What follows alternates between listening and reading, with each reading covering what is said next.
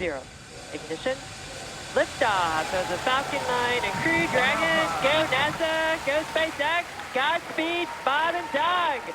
The United States celebrated this rocket launch. American astronauts launching to space for the first time in nearly a decade from American soil. It was a NASA crew, but a privately owned rocket from SpaceX. It's called the Commercial Crew Program, born years ago, and now the subject of a new book, Escaping Gravity, subtitled My Quest to Transform NASA and Launch a New Space Age. It was the quest of Lori Garver, a former NASA official. How successful was she? Escaping Gravity, what did you mean by the title? Of course, like a lot of titles, it has a double meaning. We really were able to go to space and continue to be able to go to space, which is escaping gravity, by people working together toward a common goal. And I think we have the gravity of our situation right now is pretty heavy in a lot of areas. I specifically am concerned about climate change, and I think in order to really solve any of these big vexing problems that especially the government is trying to take on, a real key is what we did to escape gravity off of planet Earth, which is get aligned over what we're trying to achieve.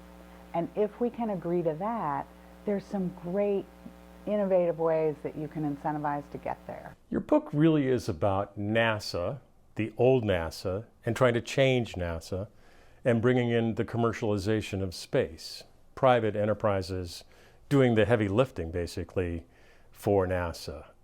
And that was not easy. I almost feel like you wrote the book because, wow, we've had some success now. Here's the story of how we got here. Reducing the cost of getting to orbit has been a goal of NASA as well as a much broader community. And when I started in the 1980s and 90s, everybody thought reducing the cost of space transportation would be about letting the commercial industry take a leadership role. And that became much more controversial than it needed to be. Why was that? It was because of the traditionalists wanting to keep the business they had, the congressmen trying to keep the jobs they had. That's all understandable. So in my view, it was NASA's job, where I've worked a couple of times, to set the incentives for the right behaviors. And we didn't. It seems as if Dan Golden was really instrumental in kicking this off. Dan Golden is still the longest serving NASA administrator. He was there for 10 years, working under 3 different presidents. And Dan Golden established a program or several programs really, to be in a position to have the industry replace the space shuttle when it did retire at a fraction of the cost. He pushed reusability. He pushed private partnerships instead of cost-plus contracts. And I find it's odd that he doesn't get more credit for that, because he really drove that, and frankly at the time it wasn't that controversial. They were very successful, the traditional people, at boxing him out by really just continuing to do what they were doing and ignore him. And that's pretty hard to do for a NASA administrator, but I have seen it now a couple of times. Garver groups some of the forces inside NASA during her stints there. The Cup Boys were traditionalists, many former flyers who had their call signs on their coffee cups. In her telling, they fought change attempted by another group, which she calls the Space Pirates. Space Pirates? Who are the Space Pirates? You're one of them. The Space Pirates, in the book are a range of the very early, you could call them space pioneers, the people at the L5 Society, Gerard O'Neill, who first really talked about free floating space colonies.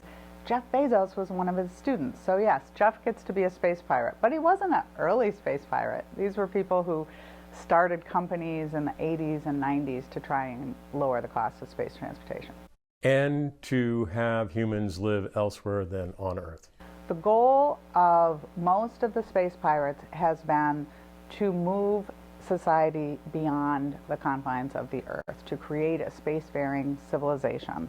And there are the various versions of that. You have Elon Musk wanting to start with a Mars base and colony. You have Bezos and free-floating colonies, but the real goal all require low-cost space transportation. Eisenhower warned of the military-industrial complex. You describe NASA as basically the same issue.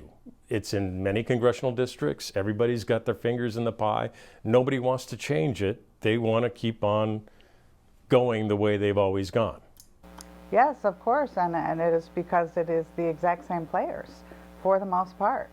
The military-industrial complex, and Eisenhower was a victim of it, worked very hard to tie civilian space exploration to themselves and to military goals. And certainly as a soft power force in the 60s, that was incredibly successful. But beyond beating the Russians to the moon, we go to space for much more broad, important reasons today. As I reflect on what I was ultimately able to help get done and think about why it was so hard, it was clearly because the people who had been running NASA for a long, long time didn't want to change. The commercialization of space did move forward with the help of billionaires Elon Musk, Jeff Bezos, and others. Bezos' Blue Origin has not reached orbit yet. Boeing is closer to carrying astronauts, but SpaceX is currently the only American ride to low Earth orbit. So were you successful in your time at NASA? We are on a good track with privatization of human spaceflight. I still think that we need at least 2 providers, and right now we only have 1 in SpaceX. I'm very aware that this transformation that we are maybe a little prematurely celebrating is not complete, and we wouldn't be where we are without SpaceX. And that is a single point, a single company that was not our goal for our plan. So I celebrate what they have done. I honor what they have done, but we need that to go beyond just one company. While Garver can claim some success, there were plenty of failures. That in the second part of our Full Throttle interview.